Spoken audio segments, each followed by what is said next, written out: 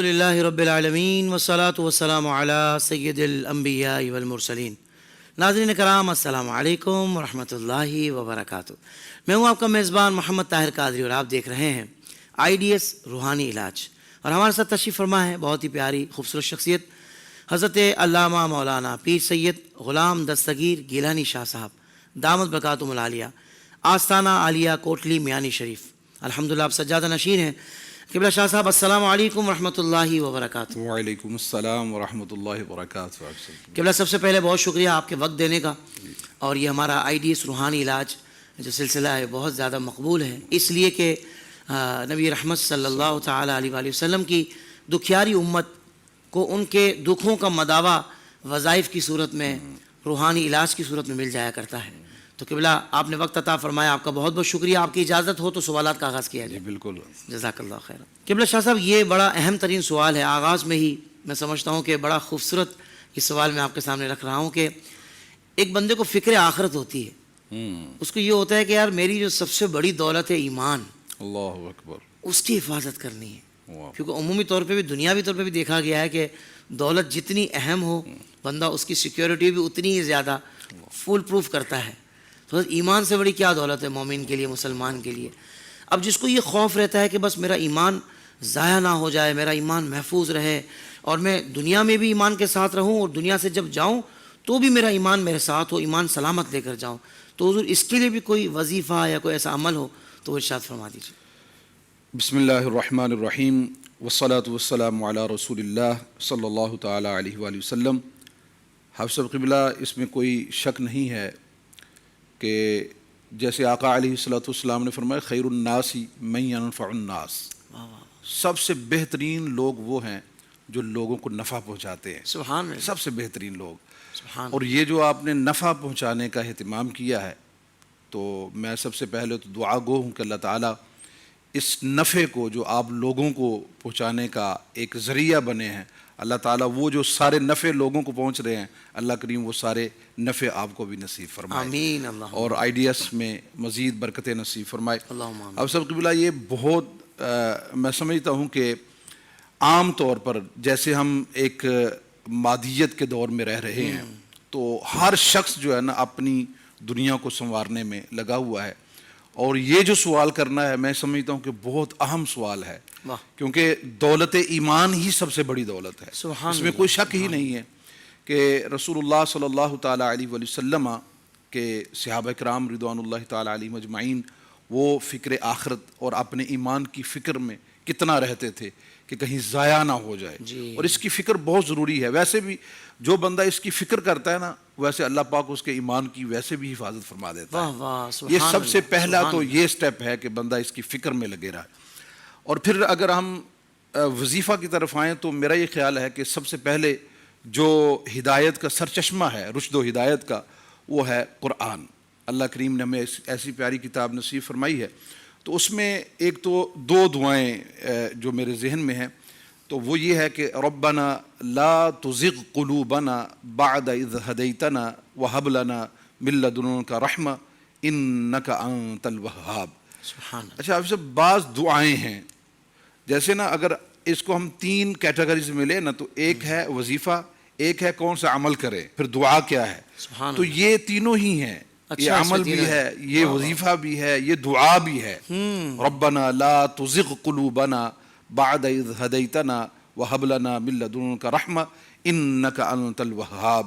اور پھر پیارے آقا علیہ السلام جو رب کی بارگاہ میں عرض کرتے قل ان صلاتی ونسکی ومحیای ومماتی للہ رب العالمین لا شریک لہ۔ میرے آقا علیہ السلام اس کو جو رب کے حضور جو ہے نا جی وہ پیش کیا کرتے، اور رب نے فرمایا اے محبوب آپ اس طرح کہیں، میری یہ نمازیں، یہ میرے مناسک، یہ جو کچھ میرے کام ہیں، میرا زندہ رہنا، یہ میری موت، یہ سب رب کے لیے ہے، سب کچھ رب کے لیے، سبحان اللہ۔ یعنی وہ جو سارا کچھ رب کی بارگاہ میں اپنے آپ کو ڈال دیتا ہے تو پھر اس کا ایمان کی حفاظت رب فرماتا ہے۔ سبحان اللہ، سبحان اللہ۔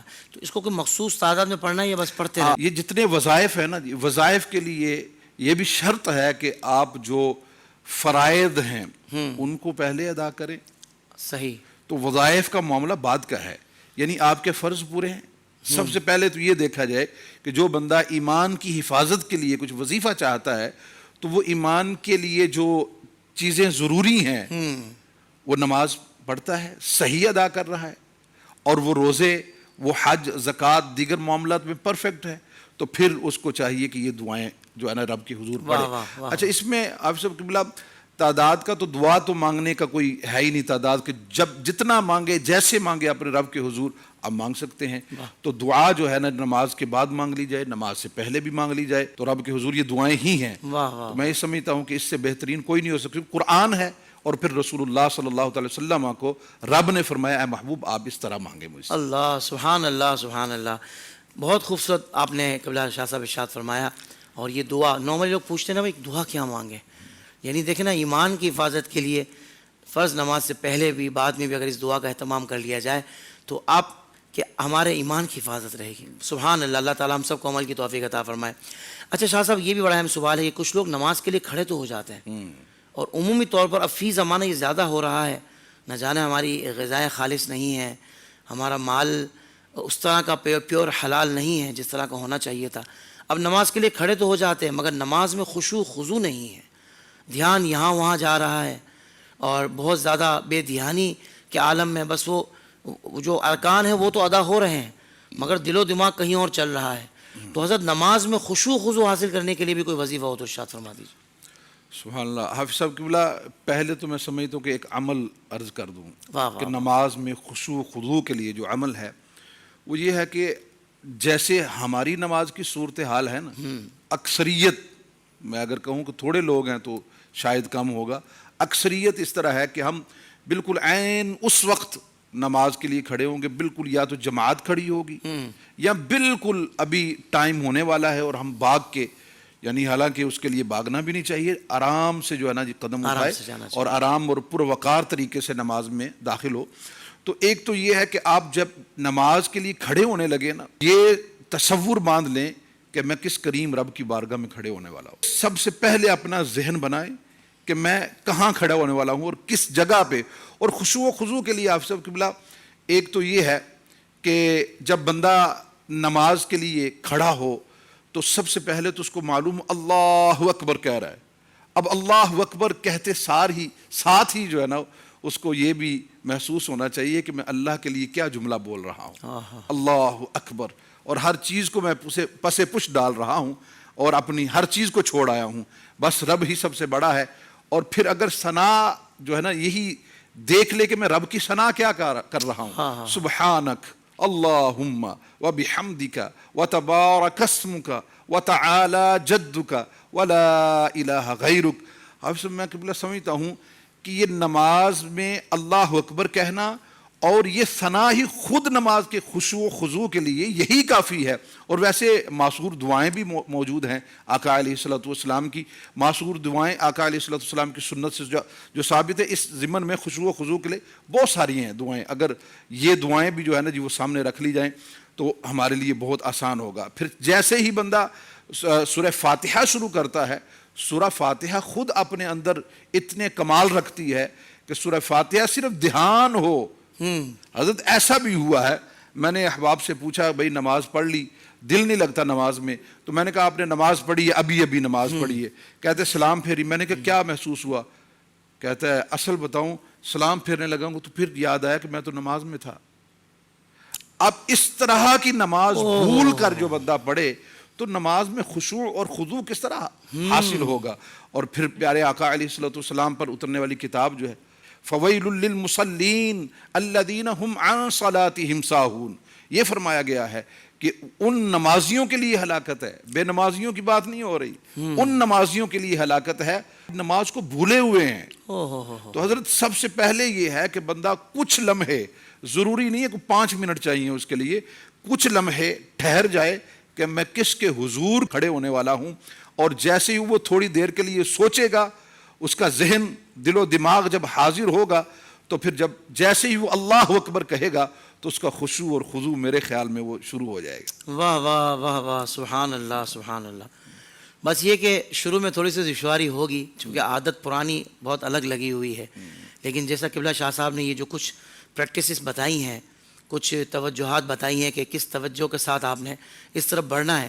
اس کے لیے آپ کو اپنے آپ کو بہت تیار کرنا پڑے گا, اور کچھ آپ نے نمازیں اس انداز سے اپنے آپ کو بہت زیادہ تیار کر کے آپ جب پڑھیں گے انشاءاللہ, تو پھر آپ دیکھیں گے کہ اب آپ کی عادت بن گئی ہے کہ بھائی نماز میں آپ کو مزہ آنے لگا ہے, یعنی کیفیت بننے لگی ہے کہ میں اللہ سے باتیں کر رہا ہوں.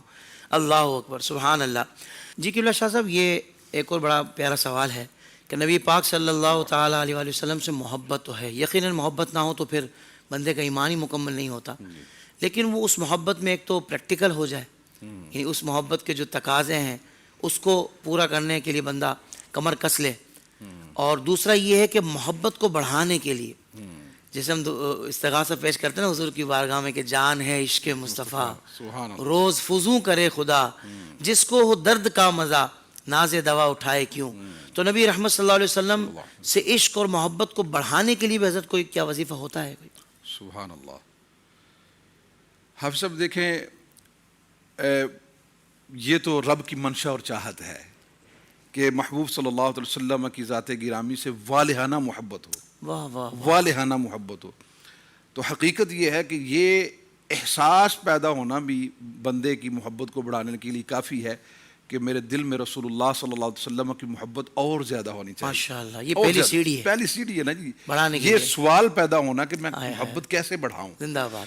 تو رسول اکرم صلی اللہ تعالیٰ علیہ وسلم کی ذات گرامی, آپ سب اس میں وظیفہ بھی ہے, اور سارے وظیفوں سے جو بڑا وظیفہ ہے نا وہ درود و سلام ہے. سارے بڑے وظیفوں سے بڑا وظیفہ, اور کریم آقا علیہ الصلوۃ والسلام کی بارگاہ میں, لیکن اس میں بھی دل جمعی ہو, بالکل سکون اطمینان کے ساتھ رسول اللہ صلی اللہ علیہ وسلم کی بارگاہ میں درود و سلام پڑھے, اور کثرت کے ساتھ پڑھے. اللہ اکبر. ایک بزرگ فرماتے ہیں کہ میں درود و سلام پڑھا کرتا تھا, اور اسی نیت سے کہ اے کاش مجھے رسول اللہ صلی اللہ تعالیٰ علیہ وسلم کا دیدار نصیب ہو جائے. تو فرماتے ہیں کہ میں نے جب آقا علیہ الصلوۃ والسلام کو مجھے دیدار نصیب ہوا کثرت درود و سلام کی وجہ سے, تو میں نے عرض کی حضور میں کون سا عمل کروں کہ میرے دنیا بھی بہتر ہو اور آخرت بھی, اور آپ کی ذات کے ساتھ جس طرح میرا پیار اور محبت ہے اور بڑھے. تو پیارے آقا علیہ الصلوۃ والسلام کے وہ جملے, میں ان بزرگوں سے ملا ہوں, انہوں نے یہ ارشاد فرمایا کہ آقا علیہ الصلوۃ والسلام کی بارگاہ سے, چونکہ سیدزادے تھے وہ بھی, آقا علیہ الصلوۃ والسلام کی بارگاہ سے مجھے جواب ملا کہ درود کو مزید کر دو, مزید بڑھا دو. تو کہتے ہیں کہ میں نے سوچا کہ اگر 1000 مرتبہ پڑھ رہا ہوں تو مزید کا مطلب میں 2 گنا کر دوں, آپ نے تائیں یہ سوچ لیا. تو فرماتے ہیں کہ میں نے پھر درود و سلام کو 1000 پڑھتا تھا تو 2000 کر دیا. اب جو ہے نا جی جتنی بندے کی محبت, اچھا پھر یہ درود و سلام کی برکت بھی ہے, اب جتنا پڑھتے جائیں گے محبت بھی بڑھتی جائے گی اور آپ کا درود و سلام بھی بڑھتا جائے گا. کیا کہنا ہے. اچھا یہ پھر جو ہے نا رکنے والی بات نہیں ہے. اور اگر بریلی کے تاجدار سے پوچھیں یہی جملہ, بریلی کے تاجدار حضور سیدی اعلیٰ حضرت امام اہل سنت, ہمیں آپ کوئی وظیفہ ارشاد فرمائیں, آپ کوئی عمل بتائیں کہ ہم رسول اللہ صلی اللہ علیہ وسلم کی ذات گرامی سے محبت بڑھانا چاہتے ہیں تو کیا عمل ہے. تو آپ فرماتے ہیں ایک یہ ہے کہ کثرت سے درود و سلام پڑھا جائے رسول اللہ صلی اللہ علیہ وسلم کی ذات گرامی پر, اور دوسرا کہ آقا علیہ الصلوۃ والسلام کی جو ثنا خوانی ہے, میرے آقا علیہ الصلوۃ والسلام کی جو تعریف ہے, جو نعت ہے, وہ خوش لحان ثنا خوانوں سے کروائی جائے. درود و سلام ہم تو ہیں ہی مشہور, درود و سلام بھی کثرت سے پڑھنا ہے, اور پھر خوش لحان ثنا خوانوں سے, تو وہ تو ہمارے سامنے موجود ہے. اللہ سرکار علیہ الصلوۃ والسلام سے یہ نسخہ ارشاد فرمایا. اور آپ صاحب میرا یقین فرمائے, یہ اپنا تجربہ بھی ہے, اور جس بھائی کو جس کو میں نے کہا نا یہ کام کریں, تو انہوں نے جب کیا تو ان کو محسوس ہوا. اور حضرت فقط یہ نہیں ہے کہ بندہ کرے تو سرکار علیہ الصلوۃ والسلام کی ذات سے ہماری محبت نہیں بڑھے گی فقط, بلکہ سرکار کی محبت ہماری طرف متوجہ ہو جائے. اللہ اکبر. درود و سلام پڑھنا, سرکار کی محبت سینے میں لینا ہے, اور پھر سرکار کی آل اولاد سے محبت کرے, آپ کی اولاد سے کوئی محبت کرے, پتہ چل جائے آپ کو, آپ کے دل میں اس کے بارے میں کچھ ہوگا بھی تو بھول جائیں گے یار اس نے میری اولاد کے ساتھ محبت کی ہے. تو سرکار علیہ الصلوۃ والسلام کی آل اولاد سے محبت کرنا, یوں سمجھ لیجیے سرکار کی محبت آپ اپنے لیے جو ہے نا جی وہ کر رہے ہیں کہ سرکار کی محبت ہماری طرف آ رہی ہے. اور پھر سرکار کی محبت جب ہماری طرف آ جائے گی تو کیا سمجھتے ہماری محبت کم ہو جائے گی. اگر ان کی طرف دیکھ لیا جائے تو کمال ہے. تو آج کل تو یہ چیزیں ساری سہولت موجود ہے, ثنا خوان مصطفیٰ بھی موجود ہیں, ان سے جو ہے نا جی بیٹھ کر ان کی نعت خوانی, ان کی ثنا خوانی, خوش لحان کا لفظ جو ارشاد فرمایا اور اللہ تعالیٰ کی بارگاہ میں اور دعا بھی کرے کہ یا اللہ میں تیرے محبوب صلی اللہ تعالی صلی وسلم اللہ کی علیہ محبت سینے میں لینا چاہتا ہوں، میری اس محبت کو اور بڑھا دے. کیا بات ہے، سبحان اللہ سبحان اللہ.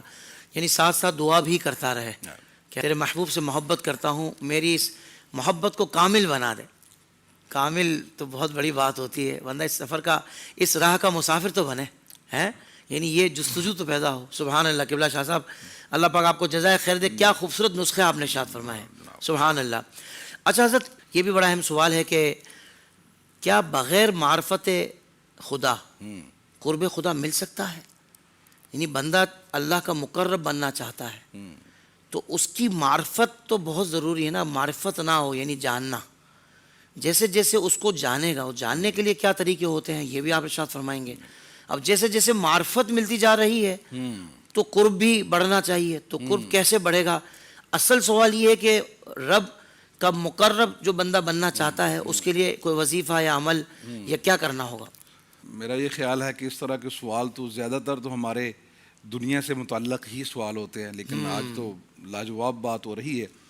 حافظ صاحب قبلہ دیکھیں، معرفت یعنی رب سے محبت اور رب کی بارگاہ کا قرب جو ہے نا، آپ نے فرمایا معرفت کے بغیر نہیں ہوگا. وہ آپ کے سوال کے اندر ہی جواب ہے جیسے آپ نے.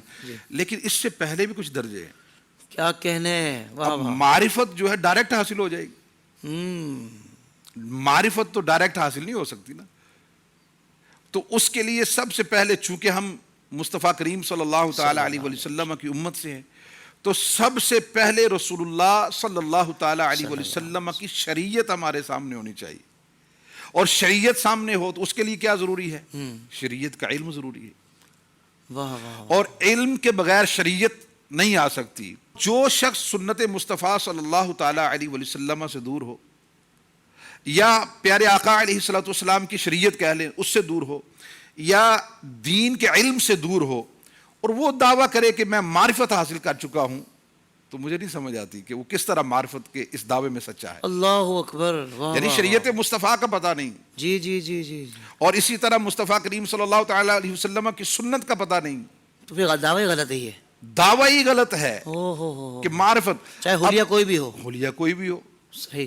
اب شریعت مصطفیٰ صلی اللہ تعالی علیہ وسلم کتنی ضرورت ہے، وہ کہاں تک اس کا لباس شریعت کے مطابق ہے، اس کا جو ہے نا اس کی پوری جو ہے نا اس کا گیٹ اپ شریعت کے مطابق ہے، رسول اللہ صلی اللہ علیہ وسلم کی سنت کے مطابق ہے کہ نہیں ہے. اب اس کے بعد جب سارے علوم حاصل ہوتے، یہ الگ بات ہے سب بلا. جب اللہ کریم کسی کو چن لے تو ایسا ہوتا نہیں کہ کسی جاہل کو پسند فرما لے. یہ اس کی شان ہی نہیں ہے. کیا کہنے. واہ یہ واہ. اس کی شان ہی نہیں ہے کہ کسی جاہل کو پسند فرما لے. ہاں، کسی کو وہ پسند فرما لے، اس نے قرب حاصل کیا، اللہ کی محبت اس کے دل میں تھی، تو پھر خالق کائنات جل وعلا اپنی بارگاہ سے ان کو علوم بھی عطا فرماتا ہے. اور ان کو علوم جس کو علم لدنی کہتے ہیں، وہ بھی تو یہی چیز ہے. حضرت عبدالعزیز دباغ رحمۃ اللہ تعالی علیہ وہ فاس میں موجود ہیں. مراکش کا ایک شہر ہے، فیض بھی اس کا کہا جاتا ہے. تو ہم ان کے مزار اقدس پہ حاضر ہوئے ہیں. ان کی بہت ساری تصانیف بھی ہیں. تو وہ غوث زمان بھی تھے، اپنے زمانے کے غوث تھے. اور مزے کی بات یہ ہے کہ افسر قبلہ ان کا دنیا میں کوئی استاد نہیں، وہ امی تھے، اللہ کے ولی تھے. لیکن یہ نہیں ہو سکتا کہ آپ کسی جاہل کے بارے میں ہم کہہ دیں کہ یہ اللہ کا ولی ہے. یہ اللہ کریم نے چنا ان کو اور اپنی بارگاہ سے ان کو جو علوم عطا فرمائے. ان کے تصانیف دیکھے جا کے آپ کو پتہ چل جائے گا کس پائے کے وہ عالم دین تھے. اللہ اللہ اللہ. تو خالق کائنات جل وعلا مہربانی فرما دے تو بڑی بات ہے، لیکن کسبی طور پر علوم حاصل کرنا یہ ہم پر ضروری ہے. یہ تو رسول اللہ صلی اللہ تعالی علیہ وسلم کا فرمان بھی، فریضۃ العلم علی کل مسلم. تو آقا علیہ الصلوۃ والسلام کا فرمان، سب سے پہلے ہمیں دین کا علم سیکھنا ہوگا حضرت. اور میں یہ بھی بتا دوں، بے ان کے واسطے سے خدا کچھ عطا کرے، حاشا، غلط ہے. یہ ہوس بے بسر کی ہے. یہ اعلیٰ حضرت نے ہمیں یہ بتایا ہے، فرمایا کہ یہ ہو ہی نہیں سکتا کہ رسول اللہ صلی اللہ علیہ وسلم کی ذات گرامی سے وہ بے خبر ہو اور قرب الہی پا جائے. حاشا، غلط ہے. یہ ہوس بے بسر کی ہے. یہ تو کسی اندھے کی ہوس ہو سکتی ہے، لیکن یہ کسی اور کی بات نہیں کر رہے. فرمایا کہ جب تم چاہتے ہو تو یہی در ہے، دربار یہی ہے، رسول اللہ صلی اللہ علیہ وسلم کی ذات گرامی اور اللہ کا قرب چاہتے ہیں واہ، واہ۔ تو وہ رسول اللہ صلی اللہ تعالی وسلم کی ذات گرامی کے قریب ہونا پڑے گا. کیا کہنے. میرے آقا علیہ الصلوۃ والسلام کی معرفت حاصل کرنی پڑے گی. سبحان اللہ. میرے آقا علیہ الصلوۃ والسلام کی بارگاہ قرب حاصل کرنا پڑے گا. تو قرآن نے بھی تو یہی فرمایا، قل اے محبوب فرما دیجیے، ان کنتم تحبون اللہ فاتبعونی یحببکم اللہ. اب جو ہے نا جی خالق کائنات جل وعلا نے تو اتنا پیارا طریقہ ارشاد فرما دیا. قرب الہی کا بہترین طریقہ یہ ہے کہ رسول اللہ صلی اللہ علیہ وسلم کی جو سنت کا دامن ہے ایسا مضبوطی سے تھام لے بندہ، محبت ایسی دل میں بٹھا لے اور شریعت پہ اور آقا علیہ الصلوۃ والسلام کی سنت کا ایسا پکا تابع بن جائے. فاتبعونی سرکار نے فرمایا یحببکم اللہ، فرمایا یہ نہیں ہوگا کہ تیری اللہ سے محبت بڑھ جائے گی بلکہ اللہ تجھ سے خود محبت کرنے لگے گا. واہ واہ واہ واہ. مجھے بتائے نا قرب پھر کہاں رہ جائے گا. سبحان اللہ. میں قرب حاصل کرنا چاہتا ہوں اور رب فرماتا ہے میرے محبوب کے در اقدس پر آ جاؤ تو میری بارگاہ کا قرب تو تمہیں ویسے ہی مل جائے گا. کیا کہنے شاہ جی، سبحان تو اللہ. معرفت کے لیے سارے درجوں سے نکل کر آگے جانا. آپ یقین فرمائیں حافظ صاحب کچھ طالب علم ہوتے ہیں نا، یہ اس راہ کے بھی طالب علم ہیں لیکن بہت کم ہوتے ہیں. باقی دنیاوی معاملات میں یہ ساری چیزیں ہمیں بتائیں کیسے کریں. آپ یقین فرمائیں ابھی سال گزر گیا، 2 سال گزر گئے، 3 سال گزر گئے، بھائی کیسے حاصل ہو، کیسے ہم آگے بڑھیں، لیکن وہ چاہتے شارٹ کٹ کوئی وظیفہ بتایا جائے ہم اڑ کے جو ہے نا وہ قرب الہی حاصل کریں. نہیں حضرت، اس کے لیے درجے ہیں. آپ یقین فرمائیں والد گرامی بزرگوں سے ہم جیسے بات کرتے تھے نا، فلاں شخص کو یہ نصیب ہوا، فلاں شخص کو یہ نصیب ہوا، تو فرماتے رہے انتظار میں بیٹھے رہو، انتظار کرو، انتظار کرو اور اپنی منزل کو چھوڑنا نہیں، اپنی منزل کو نہیں چھوڑنا. اور یہی جو ہے نا قرب الہی کے لیے تیرے لیے کافی ہے کہ تو اس منزل کا راہی بنا ہوا ہے، اس پہ چلا ہوا ہے. تو انسان کو انتہائی ضروری یہ ہے کہ حضرت اپنی وہی سب سے پہلے تو اپنا مال بھی دیکھے نا کہ میں مال کس طرح حاصل کر رہا ہوں. کیونکہ 2 چیزیں ہر جگہ، یہ قرب مصطفیٰ صلی اللہ تعالی علیہ وسلم ہو یا قرب الہی ہو یا سلوک کی منزلیں ہوں یا تصوف میں آگے بڑھنا چاہے، تو بزرگ فرمایا کرتے ہمیشہ، فرمایا ابھی پہلی سیڑھی پہ قدم رکھ، تجھ سے 2 سوال ہوں گے. ایک سوال ہوگا بتا لقمہ حلال کا ہے، اللہ اللہ اللہ. صدق مقال ہے، لقمہ حلال ہے، صدق مقال ہے، لقمہ حلال ہے. 2 سوالوں کے جواب دے، اگر تو دے سکا تو پھر اس سیڑھی پہ چڑھ سکے گا، ورنہ وہاں سے واپس کروا دیا جائے گا. کیوں؟ سب سے پہلے تو یہ ہے کہ اس زبان سے تو نے ذکر الہی کرنا ہے، اس زبان سے جھوٹ تو نہیں بولتا.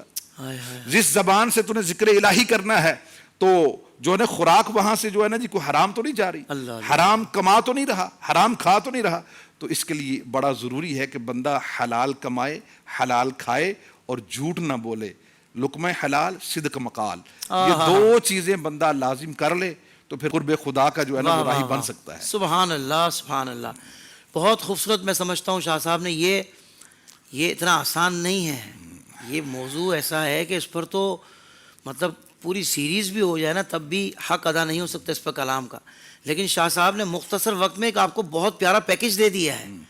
اگر اس پر آج آغاز کر لینا کہ صدق مقال، لقمہ حلال، سچ بولنا ہے اور حلال کا لقمہ کھانا ہے، تو پھر آپ دیکھیں انشاءاللہ کہ کس طرح آپ کو معرفت خداوندی نصیب ہوتی ہے اور قرب خداوندی آپ کو نصیب ہوتی ہے. اللہ تبارک و تعالی ہم سب کو اس راہ کا سچا مسافر بنا دے. قبلہ شاہ صاحب بہت شکریہ، آپ نے وقت عطا فرمایا. آج کے ایپیسوڈ کا وقت مکمل ہوا. اگلے ایپیسوڈ میں آپ سے بہت سارے سوالات مزید بھی کرنے ہیں، تو بہت شکریہ آپ کا. ناظرین کرام آپ کا بھی شکریہ. انشاءاللہ پھر آپ سے بہت جلد ملاقات ہوگی. تب تک کے لیے اجازت. السلام علیکم ورحمۃ اللہ وبرکاتہ.